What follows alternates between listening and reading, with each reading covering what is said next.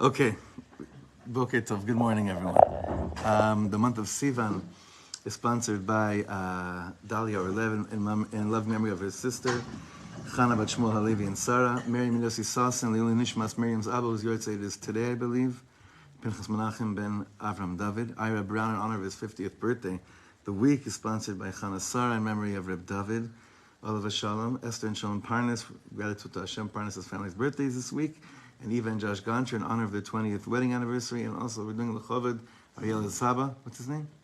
Avram Yoshua, who at the age of 93 has come back home. Baruch Hashem, L'chaim, L'chaim. Baruch HaTorah Adonai, L'chaim Sha'akol Me'elik. Okay, it's good news. If we could pass these papers around. All right. I wanted to do today, I got so inspired by the piece that we did from Reb Tzadok for months, kind of dissecting the first piece of Tzidkas HaTzadik about this concept of Avodat Hashem, how a person knows when they're ready to be, how a person knows if they're ready, when they're ready to be an Eved Hashem, how to jump into something, when you should actually take your time, all these different things. And I realized that because we're only going to be with Reb Tzadok for another probably month, and then take a break for the summer and then come back next year with something new, I really wanted to make sure that that we're really getting as much of the simple depth of Reb Tzadok HaKohen before we bid farewell to, at least in this context of Thursday mornings. So what we're going to do today something is it's a very simple piece about his Ikarim, about his, you know it? I mean, I'm open up or turn on. I think turn on, I'll tell you why, the bugs are going to drive you crazy. If we open up these windows, there's a mabul of bugs. It's been crazy. So that's we're going to put on the air, and then you'll be freezing, but at least you won't have bugs in your, okay. Did everyone get a copy? Yeah, Marilyn, you have? You good? Okay.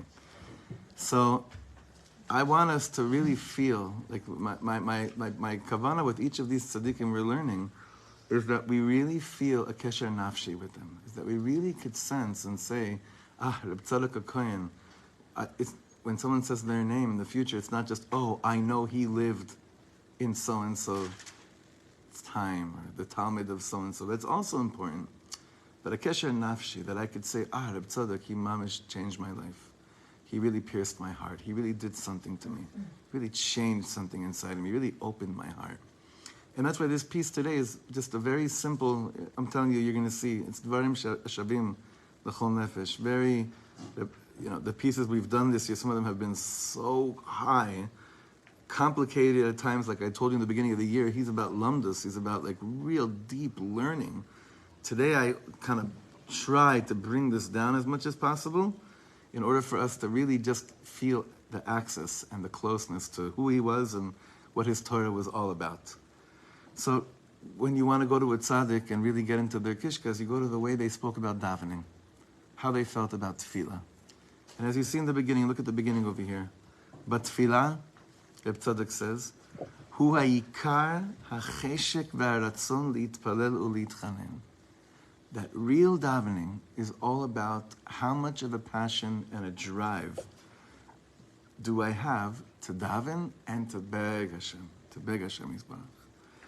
Now, this is for a person that grew up in the non-Hasidic circles, to come to this conclusion is a big chiddush. Because in the world that he came from, that's not the ikar of davening. The ikar of davening is to make sure that 3 times a day you check in and you're yotzei yedei l'chova of the tefillah.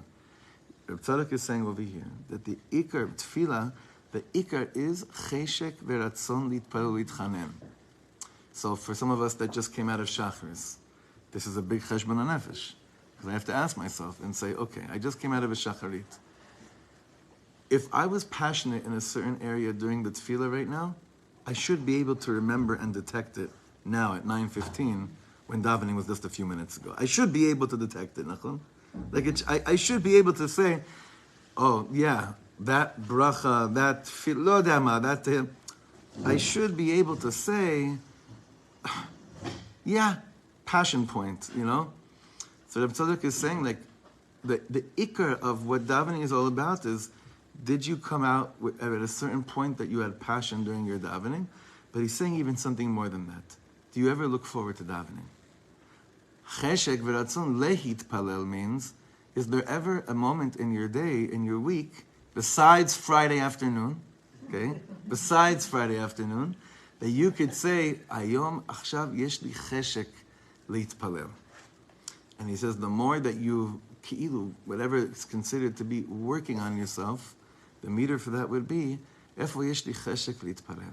Where's there a drive, a passion, a desire, a want? You know, in Breslov, this is a very big yesod. And like we mentioned, Reb Tzadok had Reb Nachman's Sfarim on his table, and he even wrote a perush on one of, I think it was on Sefer Hamidos of Rabbi Nachman. And you could see this like really fit in here, because in Breslov, their whole thing is this first line over here. You know, החשק והרצון להתפלל is a very big thing. So Reb Tzadok starts like this. And yeah. So when I set up the first tefillah, what should I say? It's a sequel? Like it's a minyan? As opposed to hitbod, like just hitbodedut. I would think over here that he's speaking about davening the way that we refer to davening. Yeah, sure, because he doesn't. I mean, he speaks in it. There are a few instances where he speaks about like speaking to Hashem, and it's not necessarily clear that he's referring to davening in a shul or in a minyan, but just the concept of shacharit, mincha, and mariv, even in that, you know, yeah, even in that, especially there. Now he says over here like this. Again, this is a principles to understand, to really feel that we're really taking in Reb Tzadok HaKohen. כל הכוחות הנטועות בכל נפש מישראל, אין לחשוב שהוא גמור ושצריך להיות הפכו. There are certain embedded strengths, some would call it yitzarim, that they're embedded in each nefesh in Am Yisrael. And we could call them out and know these are things that we're not really proud of and don't really want to be representing us. Certain strengths. Not usually we say strength meaning, wow, look how good I am at something. Here it just means, look how dominant this thing is in me. And that's the word to use over here, dominant, right? So dominant could be mamash, you know, one or the other. It could be a dominant thing that you're so proud of, and you have a dominant attribute that Hashem Yirachem, it's the last thing in the world that you want. But he says, don't look at those things and say, you have to now rip this out, and you need something to be completely the hefech of it. כי אין לך שום מידה וכוח שאין בצד טוב גם כן. Because there's no midah in the world that exists, as bad as it may be, that also has within it some type of positive attribute within the midah. צריך שישתמש בה כפי רצון השם יתברך. The only thing is, you got to use it in accordance to the will of HaKadosh Baruch Hu. Let's give an example. Who wants to give an example? What could it be he's speaking about? A dominant midah that we on the face value, like when we look at it, not with deep eyes, but with like a ratzon to just do good, or to get our acts together, we say this thing has to be uprooted. The gamra, we got to get rid of this completely. And he's saying, wait a second, there's no such thing as something as a midah, as much as it's dominant and you're not proud of it, that is completely void of a tzad, something good in there. You just have to figure out how to use that good according to the Ratzon of Hashem. Yeah? So he's asking if you have this desire to daven, so I would say laziness or wanting to do other things rather than daven. Wait a second. Stick to one word, laziness, for a second, okay? Now let's go to laziness. Laziness is daven. Lazy, okay, embaya, whatever it is. Lazy, the midah of atzlanut. Okay. So what is the good attribute of laziness? Once you subjugate it, you can turn it into a great power, but I don't know. No, pre-subjugation. That's what he's saying over here. He's saying in the midah itself, there's something there that there must be something good in there we could do this with laziness. I would say it's avoidance, but that's not good. Right. Laziness. Let's take that. What in laziness could we plug into Reb Tzadok's words? Preparation? Uh-huh. Yeah, like I'm saying out of the couch or whatever it is. Yeah. Let's assume that's what we mean. Okay, let's assume. Let's assume it's mamash because of Hashem that we're doing this. So it's hachana. maybe being Okay. chilled out about something? Yeah, maybe like that midah of like, Yeah, like that. Or maybe if you're lazy, you're not angry. interesting. Is it necessarily so? Well, if you're in a lethargic-ish space, Right. you tend not to have People that are emotion. angry aren't so lazy. Well, you don't have that Right, emotion right. necessarily when you're in There's a something that, crazy yeah, there's mode. something to it. Yeah. But you see what we did. Usually we say, okay, laziness. And you read the Ramchal, you read Misilat Yesharim, and right there, the midah v'atzlanut, something you got to fix. Nachon. But Tzadok is saying, listen, in every single one of these dominant midot, the avodah v'yit is to figure out what in here could I see as something that I could actually use.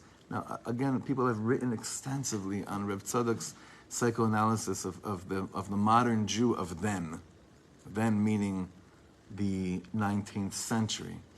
And I think what Rav Tzadok was saying is that people were really beginning to be hard on themselves. People were really starting to really doubt their own self-worth and sincerity.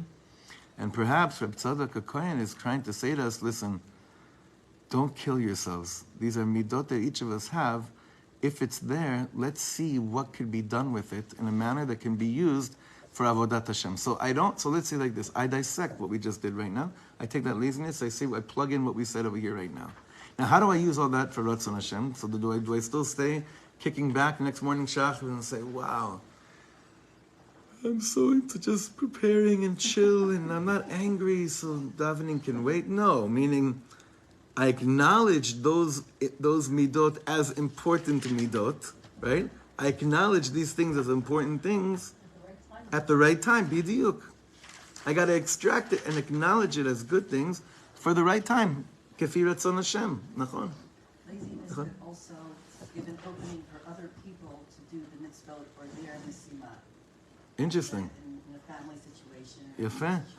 Yafeh. So then I could say, where else could I give more space to other people? But again, it doesn't mean I should be lazy about a mitzvah. Maybe that's what it's calling out to me.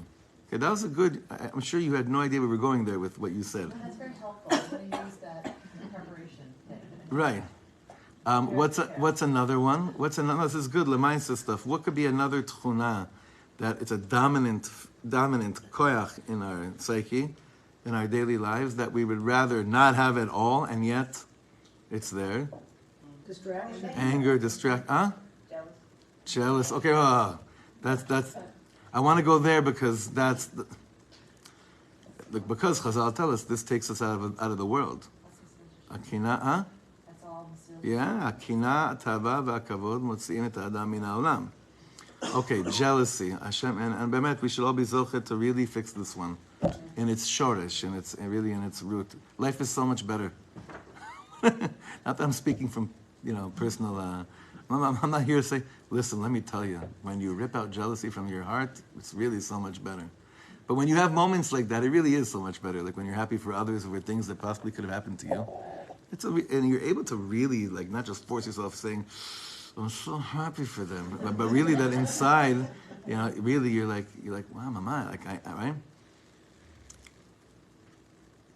I'll give you an example. Kapot Marim, the shul down the street, just elected a new vad for their shul. And I saw the letter they sent out to the community. And I saw that they mamash chose, they chose amazing people to be as the vad of the shul. And I was discussing it with a friend of mine from our shul last night. I was like, wow, I know they're doing a kiddush this Shabbos in honor of, I think, the outgoing and I think the incoming. I was like, what an amazing thing it would be if we could actually do a kiddush also even for them, right?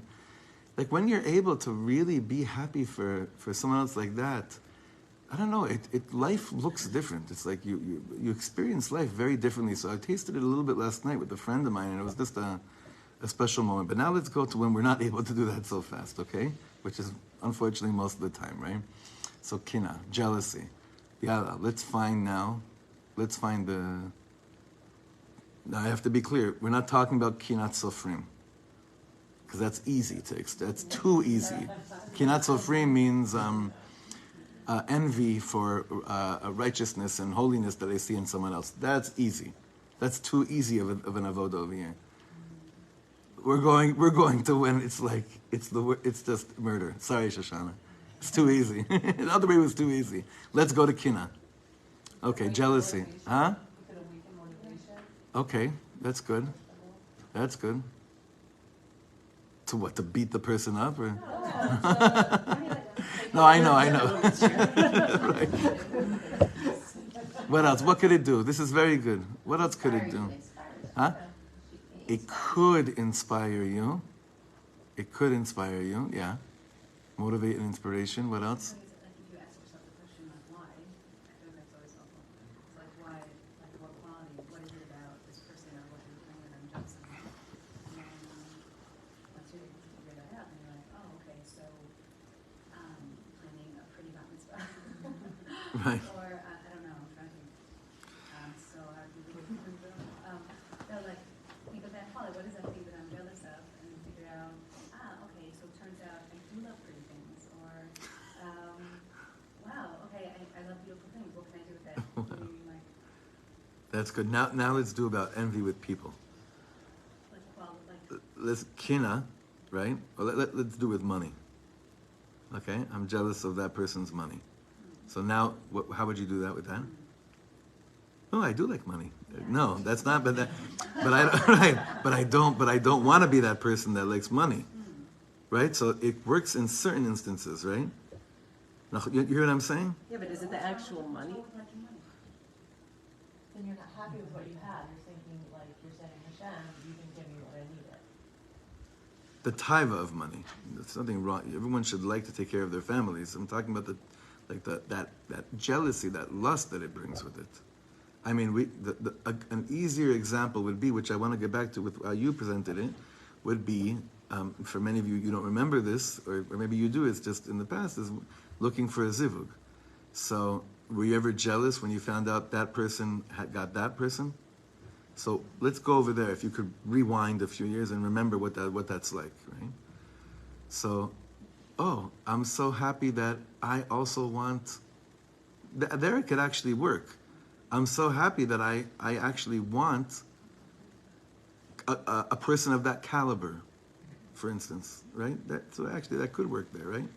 Also, it's very hard, right? About what is it that you're looking for? What is it that you're looking for? Yeah. Looking towards what?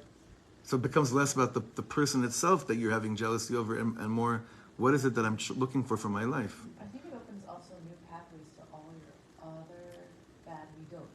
So you just work on all of it. But they say that that kina, in its root, basically is like a shoresh of a shoresh, meaning that it really does open the gates to simultaneously be working on many other midot that kind of fall under the tree of what kina does. It's true with these things. it seems like the moment,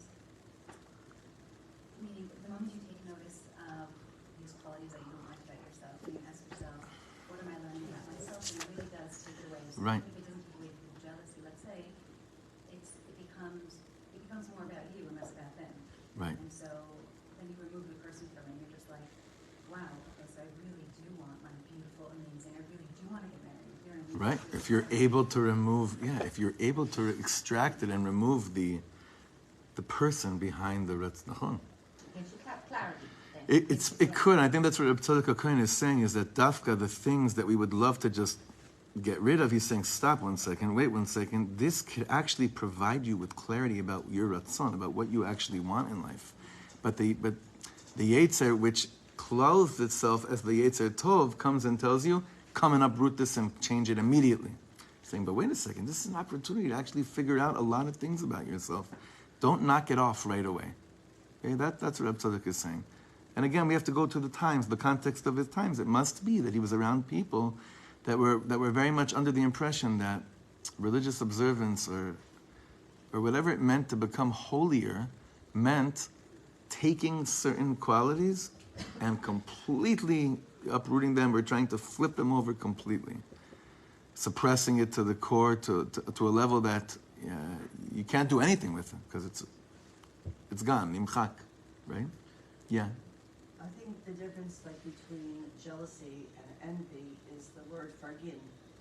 It's the midah fargin that they. There's no English for. There's no real. Fargin. I'm here for brain. The fargin is Yeah. to really in your heart be okay with someone having something that you also want. Fargin them. It's a Yiddish word, fargin, right? Yeah. Fargin them to have it. Yeah. And that's okay, and that's and that's the midah to work on. And then it turns into what envy is more like, that's great, I forgive them, and I would also. And I would also want, right. But if I try to wipe it out right away, I'll never get to forgive. I'll never get to what you're talking about. Bidiuk. Bidiuk. This is very important. Okay, let's continue. Third line in the second paragraph. וכן, כל השתדלות האדם. Now this is very interesting what he says over here. וכן כל השתדלות האדם בשבירת היצר, בתאוות, נקרא חן ויופי לבד. שהוא שקר והבל שאינו קיום לעד. I'm going to explain this in a second, or I'll attempt to. כי היצר מתגבר בכל יום, ואולי מחר לא ינצחנו. רק העיקר לבקש מהשם יתברך שיהיה בעזרו, שזהו מפתח נאמן כי גואלו חי. So the Tzadok is saying, every time I try to work on breaking something that in the moment, is conquering my mind, heart, and soul. That moment of working on myself, he says, that's when a person produces chen and yofi. The word levad may be a typo here. I'm not sure. I have to look in the original text. Like a person gains this chen and yofi when they really are willing to. We're going to see what that hishtadlut is, when they're really working really hard to break a certain taiva. Shehu sheker ve'hevel she'eno kiyum la'ad, because the taiva is actually a lie and vanity that doesn't have eternal existence. This is very deep. It's simple, but it's very deep. That thing which possesses our mind, heart, and soul, that in the moment we're stuck in, seems like it's netzach. Seems like it's forever. But really, in the emes of it, tomorrow morning you could wake up without this thing that right now is your complete slave master. Mm-hmm. And tomorrow it's not there. It's happened before. Mm-hmm. But the koach is that in the moment, it makes you seem completely helpless. Completely helpless. So Rav Tzadok says here, the ikar is that in that moment where what's in front of you seems to be just completely all-encompassing, is to say at that moment, HaKadosh Baruch Hu,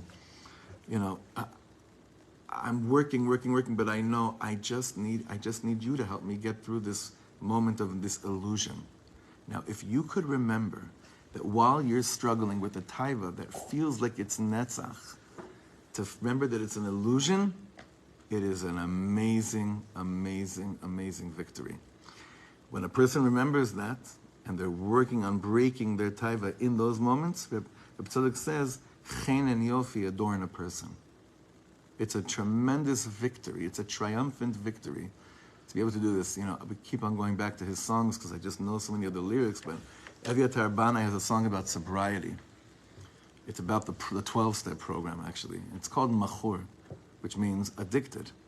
And he says there, he has a line there, Hanetzach hazeh hu cholef. This, now on the other side, this eternity is passing by. It doesn't, cholef means, how would you say? Passes by, right? Is that okay? Moves on. Hanetzach hazeh hu cholef. So he's saying that in the context of when a person's high and they're sure or they're intoxicated, whatever level, they're certain that what they're experiencing is bliss, right? But this netzach that you feel like you've tapped into is cholef. It actually passes by. It moves on. It doesn't last.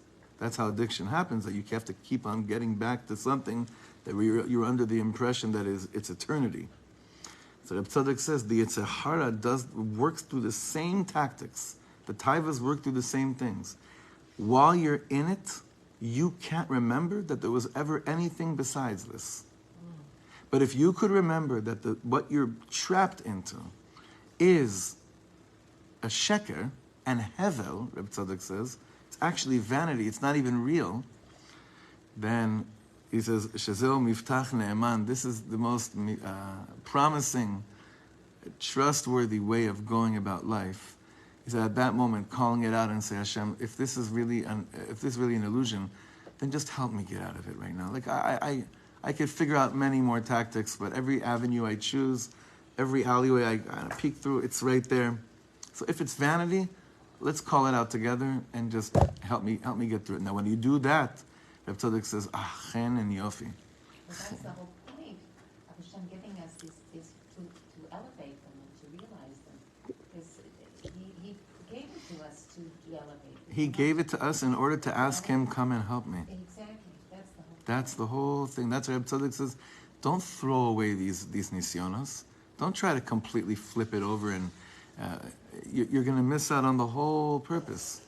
The whole purpose. You'll miss out, like I want to say like this, what are you going to miss out on? On becoming more beautiful. Because this is what makes you more beautiful in this world. Now, why is this the way? That's Hashem's, we can't decide why Hashem decided this is what brings chayin on you and yofi. That's already, Ad Me'av Esrim, we should all be zochet to, we won't even care about these things in Olam Haba and Olam HaEmetz, right? Down here we care about it. But this is, he's saying, don't miss the opportunities that actually make you more beautiful and adorn you with more chayin and charm. Okay. So these are real life strategies for the modern Jew? This is like really what you do? This is really I hope everything we learn are real life strategies for the modern Jew. Right. It'd be weird if we learned real life strategies for the 17th century or the, I guess I don't mean it like No, that. I know, I'm just kidding. I know. Like, this is No, what you're saying is the highest. Of steps to Yes. through the time Yes. of each person's Yes, life. no, Mata Esther, you're saying really what everyone should be saying. Like the obvious, Bamet. Yes, this is all lemaisa, to make it practical into our lives. Yeah. I think also if the person takes the approach of trying to get rid of the thing, then it's very much because I'm a control. Sure. And that's exactly Sure. the thing. I wanted to bring a sentence to it. All you have to do it if you do it. Bittul. 100%. He's just not using the word as much as we may see it in Lubavitch liturgy, but it's absolutely the same place. As long as, listen, we learned an amazing piece this was the last session on Shavuos night, so this was 3 or 3:30 in the morning. It was a piece from Rav Kluger, and he said there are two types of Jews that keep Torah and mitzvahs. One is really, really concerned and wants to make sure that he's doing the right thing at any given moment, that he's always yotzei yedei chovah, and he's never missing on opportunities where he has obligations, right? He's always yotzei yedei chovah. And he's makpid kekala kavachamura because he knows that this is what he has to do. And that is very holy. But it's not the Holy of Holies at all whatsoever. Because you know what that person's life is all about? Him. It's all about him. It's like, what are you talking about? No, I'm doing it because Hashem says. If you did it because Hashem said so and you believe it because Hashem said so, you would do it without that stressful anxiety of making sure that every single thing you're doing is a shayla of yotzei yedei chovah or not yotzei yedei chovah. Because you know what? Sometimes in life, even the stuff that I fall and I'm not yotzei yedei chovah, it's still about Hashem in a certain weird way that I can't understand. Like you fulfilled an obligation, right? I fulfilled my obligation or I didn't fulfill my obligation. Like if that's what life is all about. So he's saying, you at a certain point forgot that this whole thing's about Hashem and it's all about you.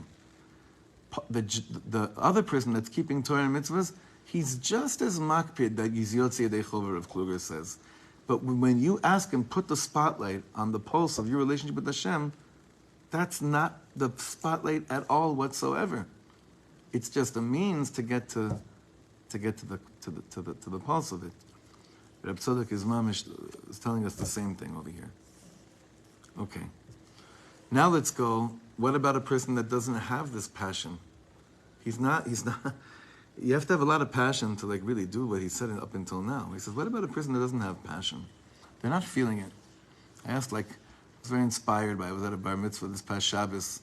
up in shul. There was a bar mitzvah in the shul on Shavuos and Shabbos. So at the Shalosh Shudas, the father bar mitzvah boy was saying to him that they've been having a conversation about passion for many years. It's a really beautiful speech the father gave, and that the way I saw it, the way I understood it, is that he began a conversation with his son many years ago about focusing and connecting his son to what he's passionate about, and how happy he feels that his son is being raised amongst a lot of people that are very passionate. It moved me very much. So last night I was sitting with one of my girls and just having dinner alone on our gina on the outside, and I was like, "What are you passionate about?" And she's 7, so the story here is not like, "Oh my God, she said that." It's not that. It's actually like, I know that if she was able to speak on behalf of her own neshama right now, and I would be able to also, we would say, we are so passionate right now about this moment of a father and daughter having dinner together on a porch. We're always talking passion about that thing, that to happen. A child doesn't think like that. A child is not, maybe they're daydreaming and stuff like that, but their passion is so much more connected to what's going on, what am I in right now, what am I doing right now. She brought something really deep out of me without even answering any question, just by her existence in the garden. In our lives, alavai, that every time that we had an opportunity to talk to Hashem, daven to Hashem, and ask for help in levels like he just said right now, it would drive out passion, alavai, right? But Rav Tzadok says, at a certain point we become desensitized, we lose a certain drive, something shifts, and then the opportunity to talk to Hashem or ask for help doesn't arouse any insane, passionate, intimate feelings of chibur, of connection. So Rav Tzadok says, what should a person like that do? That doesn't have that, doesn't feel it. So look, ומי שמרגיש שאין לו שום חשק בלב ומוח לעבודת השם. What about a person that has no passion in his heart or in their mind to anything regarding the service of Hashem? אז העצה, השלך על השם יאהבך. Do you know the nigun of Alter Rebbe, Pada B'Shalom Nafshi? So these words are from there. Hashlech al Hashem Ya'evcha. It's in Tehillim. On Tuesday we say this Tehillim. That means cast upon Hashem your, what would be the right word here? Your what? Yeah, like it's a burden that you're not even feeling the passion. Right? That's actually a burden. Hashlech al Hashem Ya'evcha. Like Reb Nachman always tells people that having trouble feeling connected to Hitbodedut, he said that's great Hitbodedut material. When you go into that Hitbodedut booth or garden or whatever, tell Hashem how impassionate you are and how much you don't even believe in this. Just keep on talking about how much you're not into this, right? So Reb Tzadok is saying the same thing. You're not feeling the passion? Hashlech al Hashem Ya'evcha. Tell Hashem, throw it on Hashem. But keep Hashem part of the picture at that moment. What will happen to you, he says, ומתוך שפלות דעתו בהכרת חסרונו, מעורר רחמי שמיים. And from humility of the mind, when recognizing what a person's lacking, which is passion, that itself awakens rachamei shamayim. Like when I stand before Hashem, and I say, I wish I was feeling you. I wish, but you're at least saying that to Hashem. That itself awakens rachamei shamayim, Rav Tzadok says. Because our natural response to waking up in the morning where I don't feel any passion for Avodat Hashem would be, then I'm not going to go to shul. I'm not going to daven. I won't do Hitbodedut. I won't learn. I won't do my daily ritual of whatever it is. Aphuch, Reb Tzadok says, don't be fake and come to Hashem and start dancing around. Throw it on God. Throw it on God, which will make you realize, when you throw that on God, you realize how much you're really lacking. The more you realize how much you feel you're missing, that itself is me'orer rachmei shamayim. That itself awakens heaven's mercy. B'chen, he says amazing thing. Another ikaron from Reb Tzadok. Kasher nofel al adam pachad me'eze davar. When something possesses you with fear. Reb Tzadok says, as teichef, right away, yevakesh rachamim li'inatzel mizeh. Right away, ask Hashem for mercy to be freed, to be saved from it. What, now this is so deep. You know why it's so, one of the reasons why it's so deep? What does our mind tell us, even our religious mind, what is it notion to us when I am found in a state of fear? What do I tell myself? Huh? It's not emunah, what I'm experiencing now. Then I don't have emunah. Or Well, nachon. it's not real. You go back to the thing that we just said. Okay? It's not real. It's Not yet. No. I'm saying that's already a pertinent. That's already what you're saying is already the refined individual relating to a fear. I'm talking about when before that, before we even get there. I wake up in the morning. I have some kind of an anxiety. I'm not speaking about. I know, but I have to be very careful, rightfully so, that I'm not speaking here about anxieties and levels of stress that really do, and I really, really believe in this. I'm not talking about the levels of anxiety that really need that need serious medical care. So I have to be very careful about that. But bichlal, each of us have fears. Each of us have fears, right? We took a walk with my children through the Rova the other day, and I see the way my kids are walking around there, especially after the D family. I see what their eyes look like when they hear Arabic. So it's a fear. Now, do I tell my child? Now, this is a larger question. It's not really for this sheer, but I'm trying to plug it into here for a second. If a person has a fear of something, and in certain cases, it's completely legitimate, right? Sometimes, and I don't know if you could say about any fear that it's not legitimate. If a person's feeling it, it must be legitimate because that's what they're feeling. Whether it's real or not is a different story. But the person's feeling is a person's feelings. So Rav Tzadok is saying like this. Generally, when I have a fear, the frum voice in me tells me, I can't show up like this before Hashem. That's fake. I don't have emunah. I have to first be a Baal emunah, and then I can actually talk to Hashem. Rav Tzadok is saying, you're such an idiot. He's not saying you're such an idiot. You know what I'm saying? He's saying, what is shtuyot? He says, shtuyot. You think you think something's too big for Hashem, but even more than that, who do you think placed that fear in you in the first place? And why did Hashem place that fear in you in the first place? So that you come to Him and say, Abba, ta'azoli. See, we still haven't really gotten that in our minds. We always think we have to be brave, macho heroes before Hashem, and that's the only way to come before HaKadosh Baruch Hu. That's not it. That's missing the whole point. That's gaiva. It's gaiva.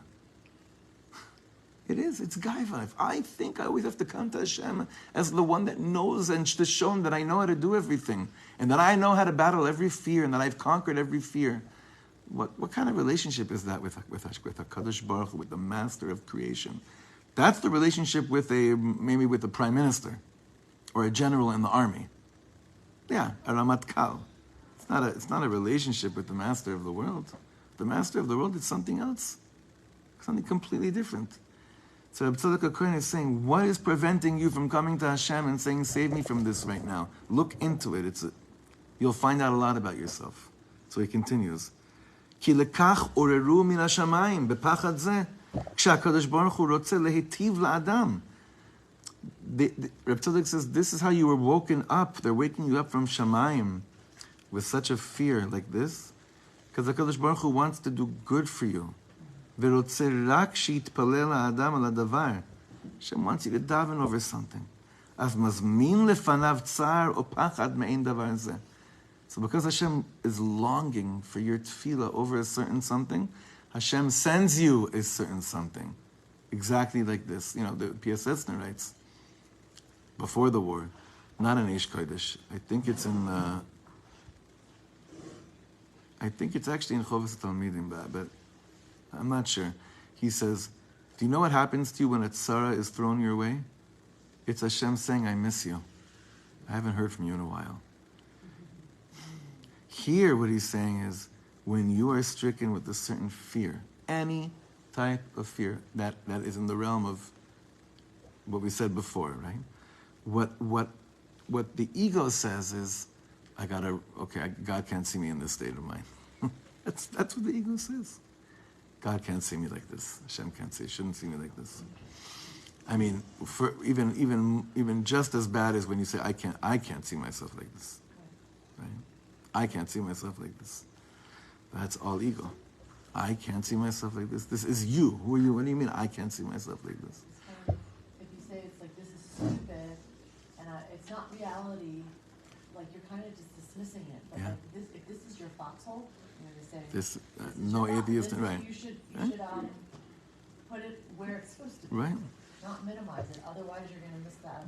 And an Eved Hashem at a certain point in life, and I have to be reminded of this always, but an Eved Hashem at a certain point in life reaches this place where they say, Hashem, I know you're with me, and I know you're going to scare the daylights out of me again in the future. But I know already now that I'm not going to run to anyone else, I'm not going to be embarrassed of anything. I'm always going to run to you, even if I look like a baby. I'm sorry. I know I think you'd rather see a general all the time, but I'm already telling you right now, I'm going to run to you. It's one of the deep kavanas of the shofar. Rosh Hashanah, where you start off the year and you say, look, I hear this voice, this voice of the shofar. On the one hand is like malchut, it's declaring your kingship over everything, but it's also a thunderous roar that I hear inside my neshama. So a person can start off their year saying, this year I'm going to be the best chayal, to be the best soldier sergeant, right? Which is part of being in the king's malchut. But it's also kind of this admitting already in the beginning of the year, I'm going to run to you for everything and anything. I'm going to run to you for anything because I believe in the omek halev. That's really what you want. That's actually what you want from me. That's why, again, כי לקח עוררו מן השמיים בפחד זה, כשהקדוש ברוך הוא רוצה להיטיב לאדם ורוצה רק שיתפלל לאדם על הדבר, אז מזמין לפניו צער או פחד מאין דבר זה. Like, us finding out that our children were trying to be brave and not share with us a trauma they went through in school. And the first question we really have is why didn't you come and tell me? Why didn't you come and tell me? It's just that's the closest we can get to understanding, kiviyachol, so to speak, what it sounds like from Hashem, ki'ilu. Like, ki'ilu, why didn't you come? Because we really didn't know about it as parents. Hashem knew about the whole time, and he's wondering, why didn't you come and tell me, right? Actually, we could even take that even more. When we, as parents, know about our certain trauma our children are going through, but we're waiting for them to come and tell us about it, and every moment that they don't come and tell us about it, it mortifies us. Yeah, kills us. Okay, so... It doesn't contradict taking like physical steps in this world, along with admitting to Hashem your fears, physical steps in this world to alleviate the fears. Or Not at all. Not at all. No contradiction at all. There are chayalim around. Betach. That to bring a professional in for therapy. No, no contradiction at all. Mapitom. That's just an easier, tangible, meaning an understandable fear. What about, like, if you wanted to explain that to someone, it would make sense to anyone, right? We're talking mainly about fears that maybe by other people they'd look at you and be like, you? This is what you're scared about? A person like you? Because they have a certain image about us, and we're so embarrassed to ever expose that vulnerable place. Right? You hear what we're saying? Okay, bottom paragraph. כל אדם יש לו חמדה מיוחדת. Every person, I'm בכוונה not translating the word חמדה yet, okay? Every person has a special, unique חמדה. ובאותו דבר שחמדתו ותאוותו גוברת ביותר, בדבר זה עצמו הוא כלי מוכן לקבל ברכת השם. This is in line with everything he said up until now. Okay. Chemda sounds like which. This is very interesting. When do we have this word in davening? In benching? When on Shabbos, when do we have it? Chemda timimato karata. Okay. Eretz chemda. Right? What does chemda mean in that context? A desirable land, right? Now go to the 10 Commandments. Lo tachmod. Don't what? Don't desire. Why shouldn't I desire? Right? Lo tachmod. What is it referring to? That which isn't yours. Nachon? Chemda, over here, he says, means you're going to go through life having a chemda, having a lo tachmod moment. Right? But he says again, in the place where your lo tachmod is strongest, in that place itself, there's actually a vessel beneath that taiva that's waiting to be filled with all the brachas in the world. What does this mean? Carl Jung says, where your task is, there your fear. Where your fear is, there your task is. Sounds like it's like almost, yeah. Do you know what I heard about him yesterday? I'm sure you all heard this about Jung. When was he around? Does anyone know? Carl Jung, like Jungian psychology? I mean, he was around when I could have it wrong. I'm not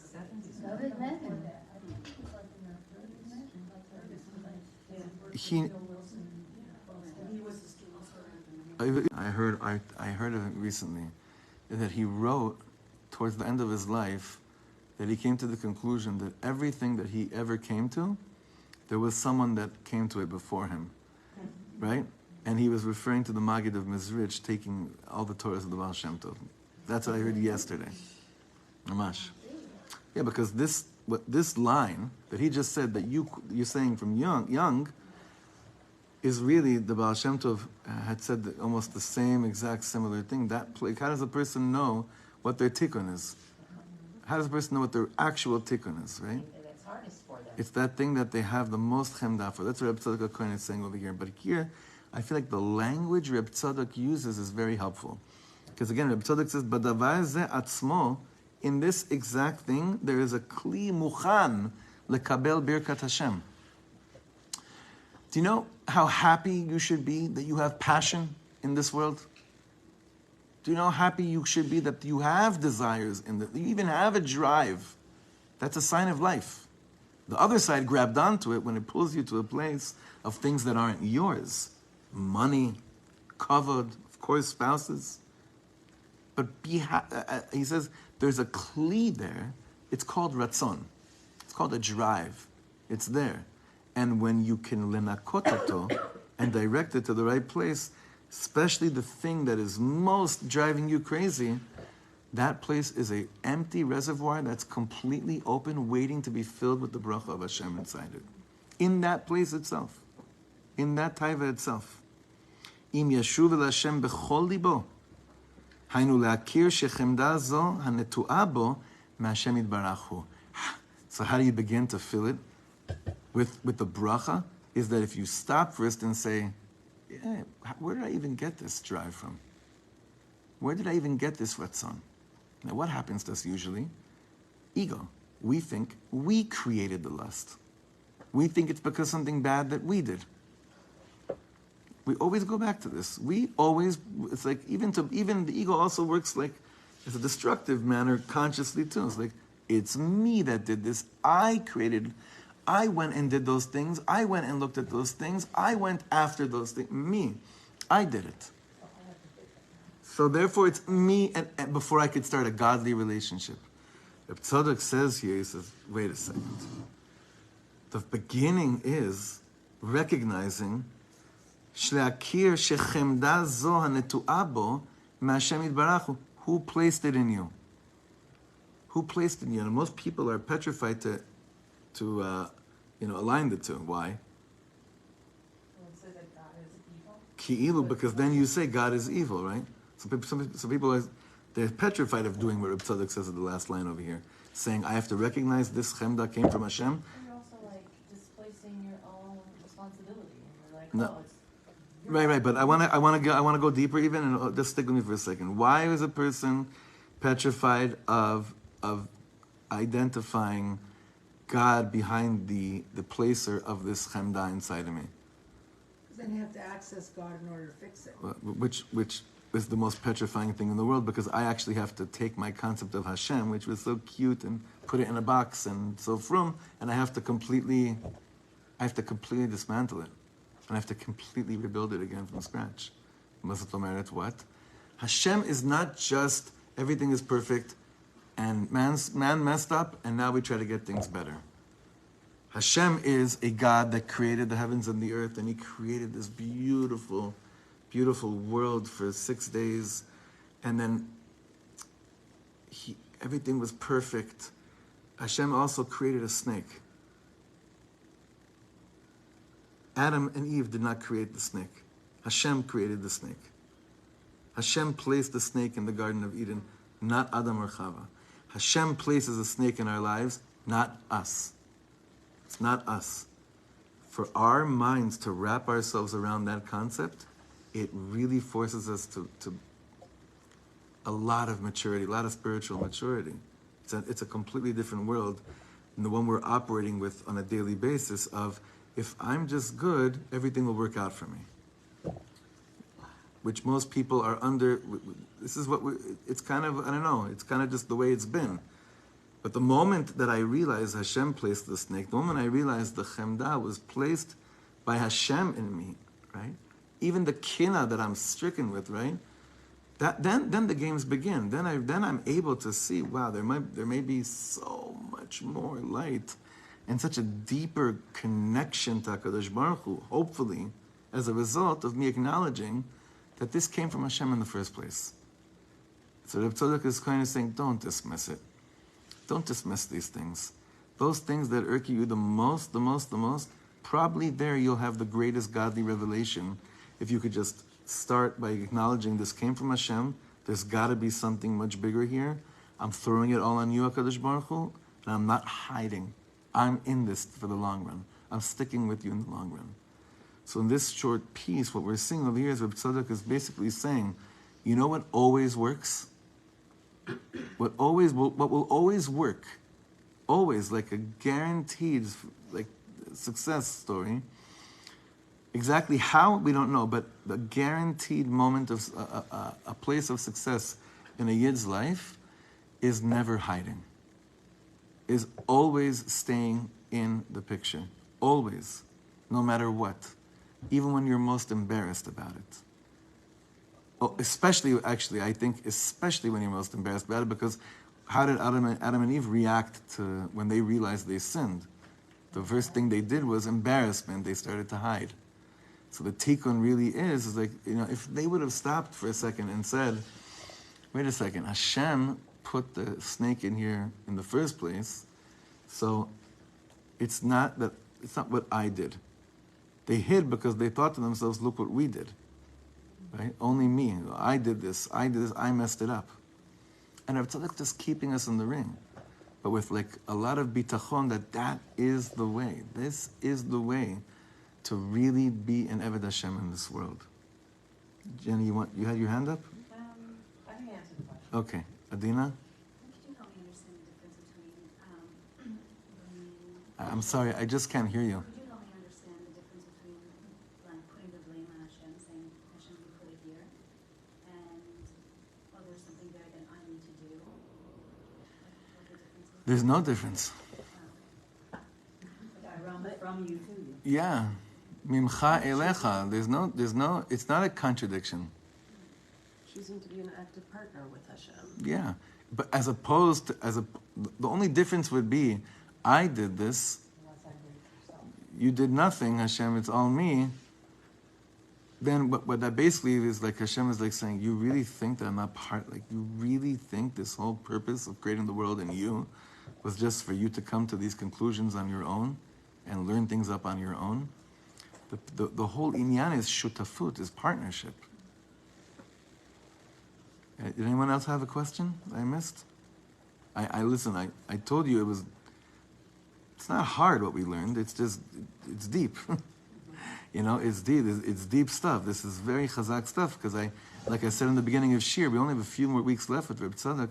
I want him to get through our kishkas, like the Mehmet, that he becomes part of our Yiddishkeit. He becomes part of our Avodat Hashem. He really becomes part of our journey on Tikkun HaMidot and on the simcha of what it means to be a Jew that has the privilege of being a servant of Hashem. And his tam, his mamash, his taste, and his or is a big Yeshua in our lives. Yeah. Okay, I'm gonna ask a question. So if it's someone else that you know is triggering that in you, and you say, I'm just gonna avoid that person, then that's totally separate. You just have to deal with your emotion, or you're supposed to still be exposed to that situation that triggers that in you, so that you can work on it and go to Hashem. Like, you know what I mean? Like, Is there any difference between that and something else? Yeah, I mean, it's very easy to say this situation's too triggering, too anxiety provoking, and I'm not gonna deal with that now? Mm-hmm. But Or are we supposed to say, okay, that is where my work is, even if that person, well, see, you have to see if that actually is. If you've come to the conclusion that that is where your greatest avoda really is, that'll take time to figuring out if that's really the nekuda. right? Because And if you it have to is, also look at the other people right? and see how dysfunctional it is. fun times, yeah, Maybe that's Hashem's giving you that fun option. times, Right. of course. Hashem's giving you this option Because of there's- not being that